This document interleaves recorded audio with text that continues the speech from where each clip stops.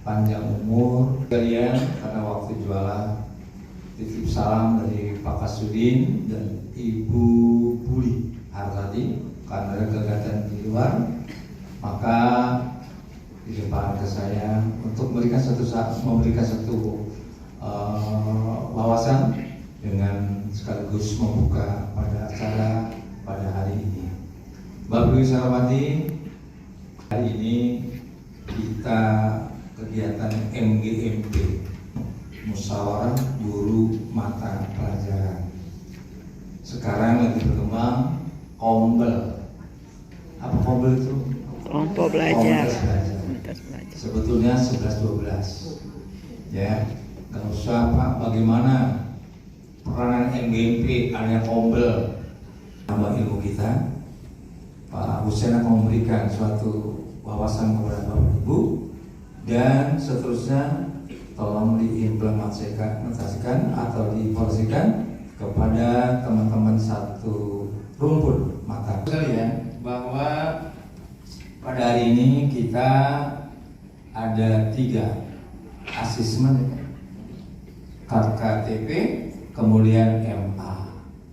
Ini yang perlu diperhatikan oleh Bapak Ibu. Jangan sampai bahwa kita nggak ngerti asesmen. Jangan sampai kita tidak ngerti KKTP, jangan sampai kita tidak ngerti MA.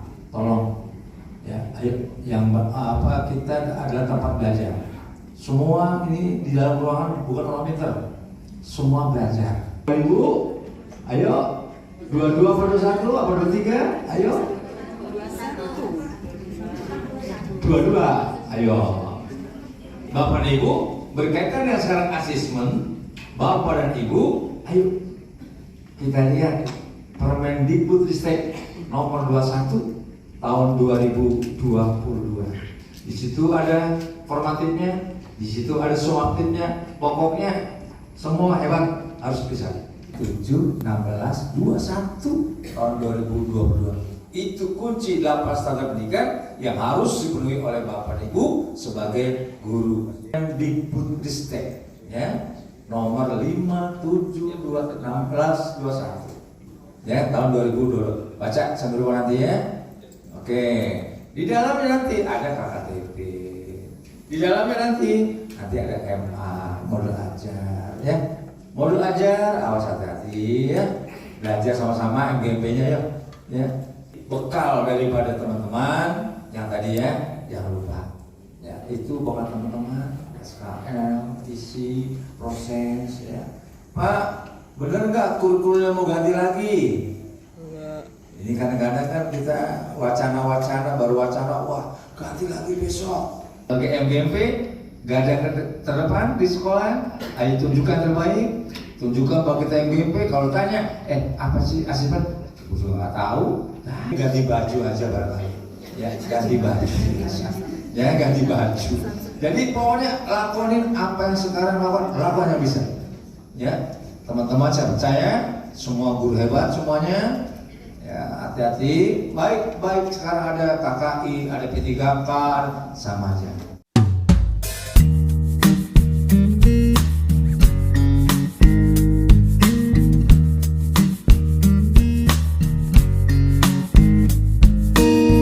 Dulu diferensiasi sudah biasa kok dilakukan oleh guru-guru kita. Gitu ya, seperti itu. Oke ya, ini pendekatannya saya sampaikan juga di sini. Jadi penting ini Ibu dan Bapak semuanya yang harus kita pahami bareng-bareng. Kalau yang pertama itu apa tuh? Jadi dia hanya mengapresiasi orang yang punya. Makanya sekarang ada yang namanya disiplin positif kan. Jadi kita tidak pendekatannya itu adalah dengan positif. Yang kedua itu apa? Diperlakukan dengan cara yang sama seperti apapun karakteristiknya. Titik yang kita inginkan. Di setiap fase, apalagi SMP kan fasenya cuma satu ya. Iya. Fase kita turunkan menjadi tujuan pembelajaran. Artinya apa? Walaupun merdeka, tidak semerdeka-merdekanya tanpa tujuan yang jelas. Minimum. Gitu kan? Jadi CP itu adalah capaian minimum yang harus diraih oleh peserta didik di setiap akhir fase dalam proses pembelajaran di kelas. Makanya mindsetnya kita ubah. Kita buat RPP dan modul ajar itu bukan syarat administratif, Tapi kita sedang merencanakan dengan sebaik-baiknya bagaimana gambaran detail sebelum kita datang ke kelas, supaya di kelas itu kita lebih bermakna. Kosong, nggak tahu apa-apa. Mereka kertas yang sudah ada coretan-coretannya, dan bisa jadi siswa kita lebih pintar daripada Kita. guru-gurunya. Dewantara menyampaikan nih, pendidik itu menuntun bukan mengisi ya. Betul ya? Apa bedanya menuntun dan mengisi? Kalau mengisi mereka dianggap kosong, kita isi kan? Ya. Kalau menuntun sebetulnya mereka sudah punya potensi, sudah punya arah, tinggal kita arahkan gimana caranya menuju cita-cita mereka kan? Identiknya dengan apa? Bahagia. Bahagia. Berarti sebetulnya ibu dan bapak nggak bisa kita memaksa filosofikan itu pendidik ibarat petani. Petani itu tidak bisa memaksa nanam padi besok udah harus berbuah. Tidak bisa menanam padi misalkan berharapnya jagung. Sudah nyaman, udah mau dibawa kemanapun terserah kita kan. Gitu ya, seperti itu. Oke ya, ini pengantar saja. Dan sekarang arahannya bukan hanya sekedar mengajar, tapi apa bedanya mengajar dan membelajarkan? Membuat siswa kita terlibat langsung atau mengalami proses belajar itu. Jadi upaya membuat peserta didik mengalami proses belajar. Gitu ya, Ibu dan Bapak. Jadi ini didorong. Saya sampaikan filosofinya dulu di awal, biar enak nanti Ibu dan Bapak ketika mengajar pun. Gitu, ini arahan sekarang itu kan pakai pendekatan konstruktivisme. Ini kenapa kita harus belajar? Teknologi. Betul kan? Jangankan infocus, kipas angin aja jarang ditemukan. Di laptop semuanya ada kan? Ini situasinya sudah berbeda. Kita cek lagi Ibu dan Bapak, cara mendapatkan informasi dari manapun, dan kita tidak bisa mengklaim guru itu paling pintar. Gitu ya? Atau kerajinan dan seterusnya. Kalau sekarang udah macam-macam, udah di TikTok gitu kan. Anak-anak memulai tugasnya di TikTok ya. Nih, sudah konten kreator. Dulu jarang sekali yang bercita-cita jadi pengusaha. Yang namanya generasi milenial adalah generasi Y, atau akhir dari generasi X. Ini generasi milenial. Makanya Ibu dan Bapak salah tuh, anak-anak kita itu generasi milenial. Gitu ya. Yang generasi milenial adalah gurunya. Di Fakultas Pendidikan spesial ada yang namanya mata kuliah pengembangan kurikulum kan? Iya. Kenapa ada mata kuliahnya? Karena kurikulum itu pasti dikembangkan. Gak mungkin sama saja, karena zaman berubah. Kalau kata Ki Hajar Dewantara itu harus menyesuaikan dengan kodrat anak-anaknya. Gak pakai slash, pokoknya di Google aja klik kurikulum titik Kemendikbud titik kurikulum. Karena kalau kita bahas modul ajar ya harus dari sini kan. Kurikulum sudah keluar titik Kemendikbud titik go titik id. Udah ya. Kalau yang di hand apa nih, sebetulnya tinggal klik di sini fase D ya. Fase D itu SMP kan? Udah langsung di sini. Ibu bapak mapelnya apa? Tinggal klik saja. Misalkan ilmu pengetahuan sosial, tinggal klik kita di sini. Lihat misalkan sudah. Ini sudah bentuk satu dokumen fase D. Tapi untuk mapel tertentu semua fase ada di sini. Mapel bapak dan ibu. Ini harus tahu. Kenapa ngajar itu, gitu ya? Sebenarnya pelajaran kaitannya dengan profil belajar Pancasila nanti. Formatif dan sumatif di dalamnya ada KKTP dan modul ajar, gitu ya. Padahal idealnya seharusnya kita paham dulu 1, 2, dan 3. Kenapa? Kita nggak nyambung gitu kalau belum paham 1, 2, dan 3 nantinya. Akan coba saya ini ya sedikit ini. Ini alurnya Ibu dan Bapak memahaminya. Ini P5 juga harus paham seperti itu. Saya ngajarin di fasilitator kayak gini alur belajarnya. Dari ATP sebetulnya kita buat kriteria ketercapaian tujuan pembelajaran atau KKTP. Terus asesmennya kayak gimana, baru masuk ke modul ajar. Berarti CP, TP, ATP, KKTP ke modul ajar. Ini udah resmi dari kementerian kan? Kayak gitu.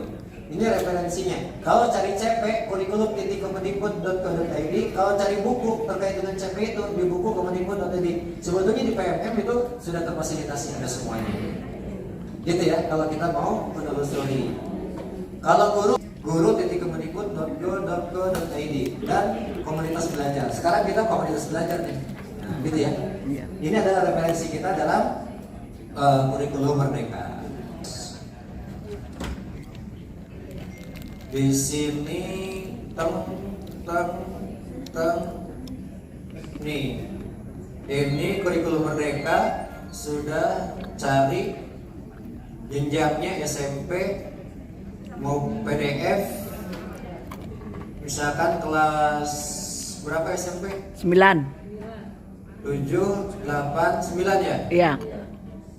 Oh, udah ada semua bukunya di sini gratis, tinggal download dan tinggal baca yang paling bagus. Di Play Store juga ada, Pak. Oke, di Play Store juga ada, boleh. Ini kan untuk di nama, dimensi, elemen dan subelemen. Di profil pelajar Pancasila. Gitu ya. Kalaupun ada PJBL pembelajaran berbasis proyek, ngacunya ke MAPEL ya silahkan saja. Cuma itu ngacunya ke MAPEL. Yang nggak boleh adalah PJBL yang ngacu ke MAPEL diklaim sebagai P5. Nah, gitu. Karena beda CP-nya ya. Oke, Ibu dan Bapak semuanya, ini terkait dengan CP tadi sudah dibukukan, tinggal Ibu dan Bapak cek saja download. Nih, saya kasih dari A to Z gitu ya. Nih, oke, saya lanjut. Oke, ini dasarnya sama Ibu dan Bapak SP. Ya. Sebelum KTSP, KBK. Sebelum KBK, suplemen, derung patro. Ya, sempit disepakati untuk pembelajaran seterusnya. Seperangkat itu berarti lingkup. Bagaimana siswa mengalami proses belajar di sekolah yang bersangkutan. Itu kan kurikulum. Makanya kalau kita ingin menyekolahkan anak-anaknya, yang kita cek adalah kurikulumnya. Bukan hanya apa yang diajarkan terkait dengan MAPEL, tapi apa aktivitasnya, dan semuanya itu adalah kurikulum. Gitu ya. Semua proses siswa bagaimana mengalami proses belajar. Dan semua kurikulum itu intinya ada 4 ini. Pasti ada tujuan, pasti ada materi, pasti ada metode, pasti ada evaluasi. Kalau kita belajaran, berarti modul ajar itu sebagai digunakan untuk merencanakan. Dulu kita terbiasa buat RPP. Dulu di K13 itu sebelum ke RPP ada apa dulu biasanya? Indikator ya, IPK ya. Jadi sebelum kegiatan pembelajaran, penilaian atau asesmen. Berarti kalau kita merencanakan pembelajaran ada 3 komponen ini sudah jadi modul ajar itu. Di langkah-langkah ini yang kita kenal itu apa? Kegiatan pembuka. Betul ya? Iya. Inti Penutup. penutup kan? Iya. Itu di langkah-langkahnya kan? Sebetulnya yang paling krusial itu Ibu dan Bapak, bagaimana tujuan pembelajaran dan asesmen. Tentang acuan asesmen itu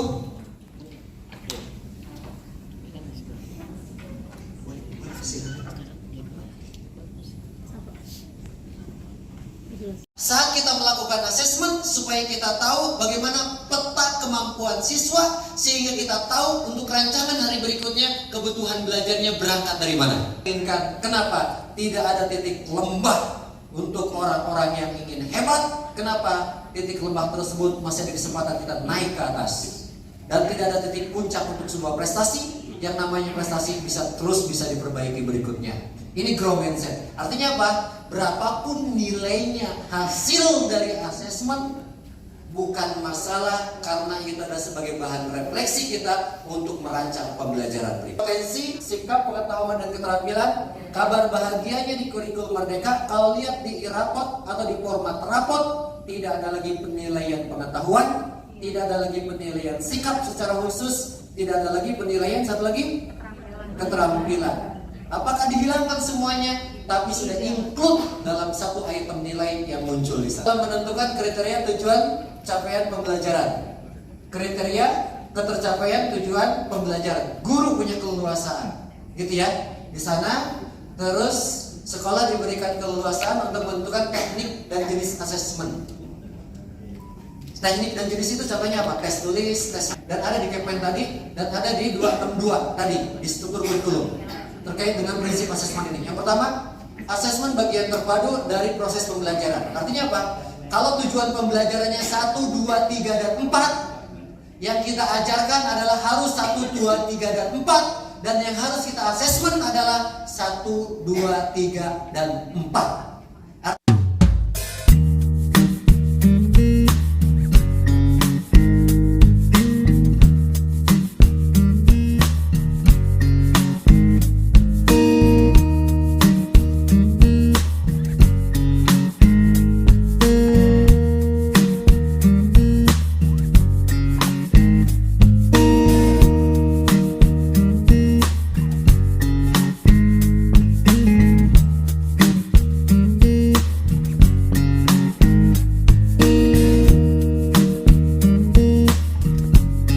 Kalau memang ingin kasih soal, diagnostik itu ada kognitif, ada non kognitif. Kognitif itu terkait dengan kemampuan mereka, non kognitif terkait dengan karakteristik, terkait dengan profil belajar, minat dan profil belajar kan? Iya. Itu semuanya harus punya data tuh kita, minatnya apa, profil belajarnya apa, itu bagian dari diagnostik itu. Oke ya? Dan semua data itu sebagai nanti dari hasil asesmen tersebut kita petakan murid kita seperti apa dan kita rancang sesuai dengan peta itu. TP4 bisa dijadikan diagnostik sebelum kita ngajar TP5 kan? Iya. Betul nggak? Iya. Betul ya? Nggak perlu harus tes secara khusus kan? Syarat. Iya. Kayak gitu. Oke, misalkan gini, kita ngajar awal tahun di kelas 8. Berarti rapot mereka di kelas 7 kita pelajari itu nilai-nilainya. Itu bagian dari diagnostik kita. Itu saya sampaikan dirancang untuk tujuan pembelajaran tidak seharusnya untuk menentukan nilai rapor. Ini sudah ada penegasan. Ini di panduan semuanya. Saya copy dari panduan bagian-bagian. Strategi sebagai formatif apabila tujuannya adalah untuk meningkatkan kualitas proses belajar. Jadi kita ambil data itu, ambil informasi supaya kita bisa meningkatkan proses belajar yang lebih baik daripada sebelumnya. Itu ya, kalau off berarti akhir, kalau as berarti untuk proses pembelajaran, kalau as berarti sebagai proses pembelajaran. Apa bedanya nih? Mindset yang diubah ibu dan bapak.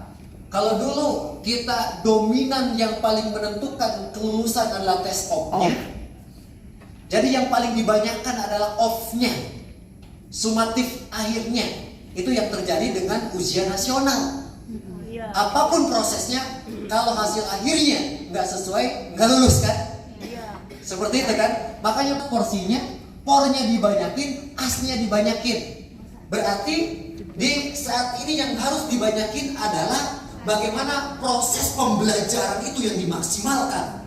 Ketika ada sesuatu yang belum paham, segera treatment.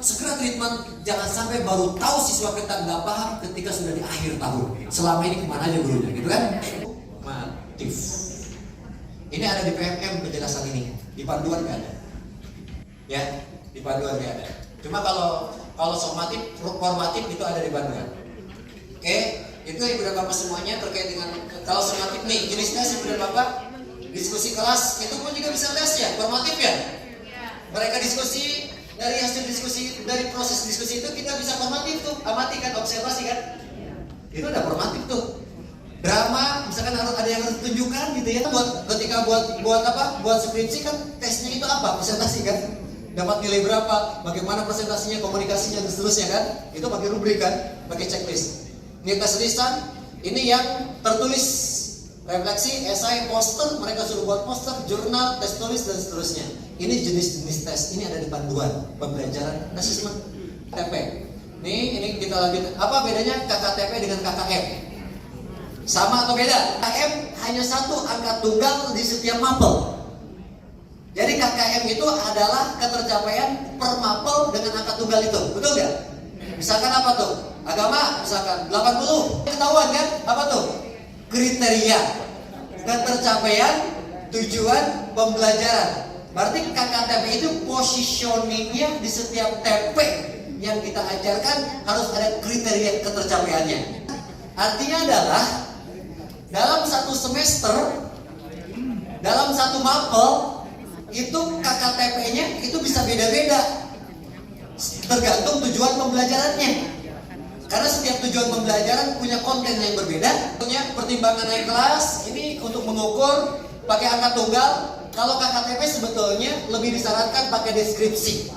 Kalaupun mau pakai angka, angkanya bukan angka tunggal, tapi pakai interval. Interval itu apa? Kita akan lihat sama-sama. Apa itu KKTP? Untuk mengetahui apakah peserta didik telah berhasil mencapai tujuan pembelajaran. Ini patokannya. KKTP itu dibuat, maka murid-murid kita dia mencapai batasan yang kita tentukan enggak di materi yang kita ajarkan. Deskripsi, kemampuan apa yang perlu ditunjukkan atau didemonstrasikan sebagai bukti telah mencapai tujuan itu. Nih, tidak disarankan menggunakan angka tunggal. Jadi kalau sekarang KKTP-nya masih pakai angka 75, 80, berarti itu enggak beda dengan KKM perencanaan asesmen. Jadi KKTP ini saat kita buat modul aja itu udah clear bagaimana kita mengukur ketercapaian itu. Oke ya, ini ada di panduan halaman 32 sampai 33. Gitu ya, biar Bapak dan Ibu bisa baca lagi tuh panduannya lebih detail di sana. Nah, CP, TP, ATP, gitu kan ya. Dari ATP kita turunkan indikator detail bukti nyata lah kalau bahasa. Bukti nyata apa? Dari sana kita buat kriterianya. Ini tujuan pembelajaran, sudah kita bahas kan? Makanya kenapa saya bahas dulu tujuan pembelajaran, biar nyambung. Dari tujuan pembelajaran kita tentukan merumuskan indikator capaian atau kinerja atau perform atau bukti nyata lah. Bukti nyata itu apa? Apa? Bukti dia mencapai tujuan itu apa? Gitu ya. Misalkan kayak gini. Dulu misalkan seorang laki-laki ingin punya istri soleha. Kita tentukan jenis tes.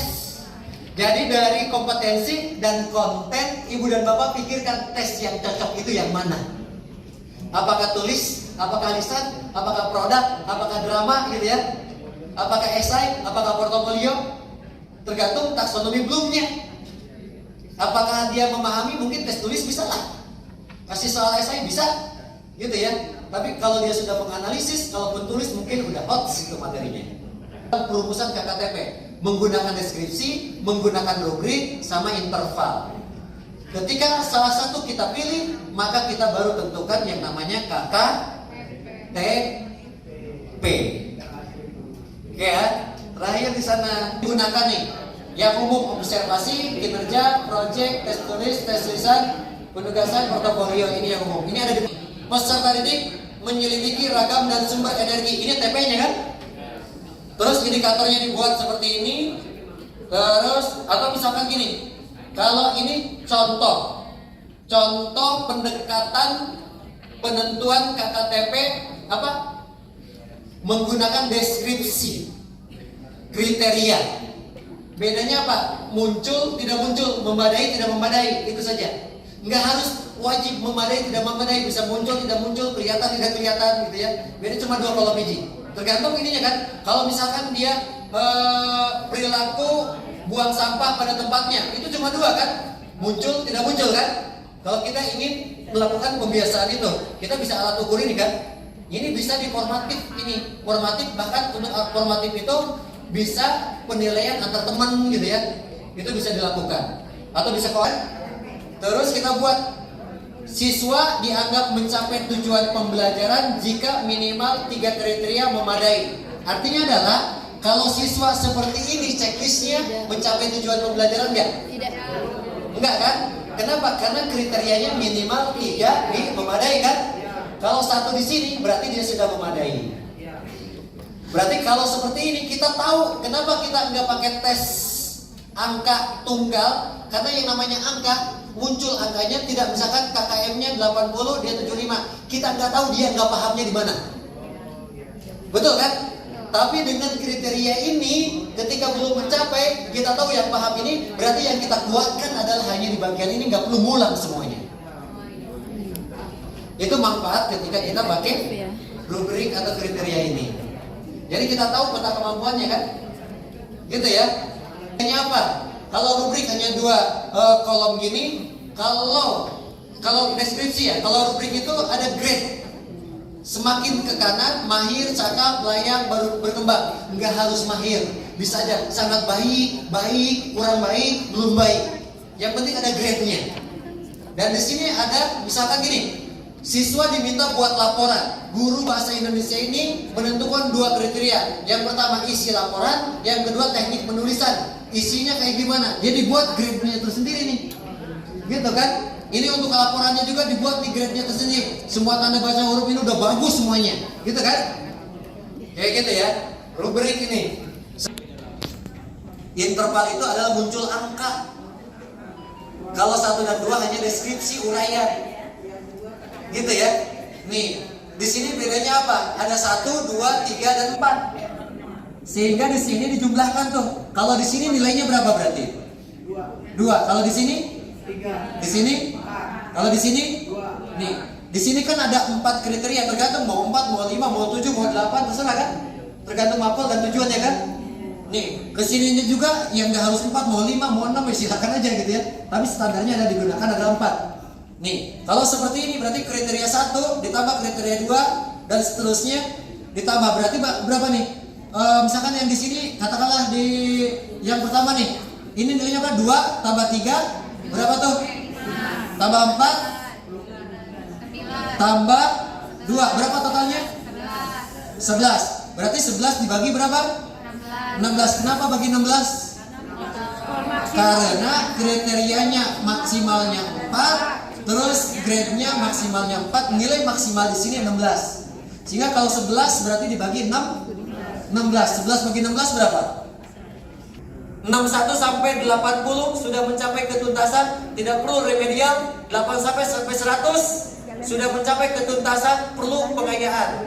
Semua posisi siswa kita ada treatment. Betul nggak? Ya. Tak. Indikatornya kita tentuin. Ini bisa tentuin tabel 1 apa tadi? JP ya. Terus misalkan TP1 nih. Ini opsi pilihan untuk apa? Untuk bentuk jenis, silakan mau drama, silakan checklist aja di sini. Oke, untuk di sini kita kasih ini kan pilihan saja. Nanti kalau ini tinggal dipisah aja di sini. Oke, tesnya apa nih? Terus nanti pendekatannya pakai apa nih? Deskripsi, rubrik, nggak harus semuanya, salah satunya. Baru kesimpulannya di sini apa? Kalau ada keterangan yang lain kayak gitu. Terus kalau kita dibuat rubrik, ini ketinggian kita buat berkembangnya kayak gimana, layaknya gimana, berarti semakin main semakin bagus kan? Seperti apa? Kita sinkronkan di sini. Udah gampang kan? Semudah ini kan? Ya, seperti itu. Ini tamat, tek, saya rasa sudah oke. Ini untuk pengolahan, ini ada di panduan semuanya, Ibu dan Bapak. Terus kalau kita dibuat rubrik, ini ketinggian kita buat berkembangnya kayak gimana, layaknya gimana, berarti semakin main semakin bagus kan? Seperti apa? Kita sinkronkan di sini. Udah gampang kan? Semudah ini kan? Ya, seperti itu. Ini tamat, tek, saya rasa sudah oke. Ini untuk pengolahan, ini ada di panduan semuanya, Ibu dan Bapak.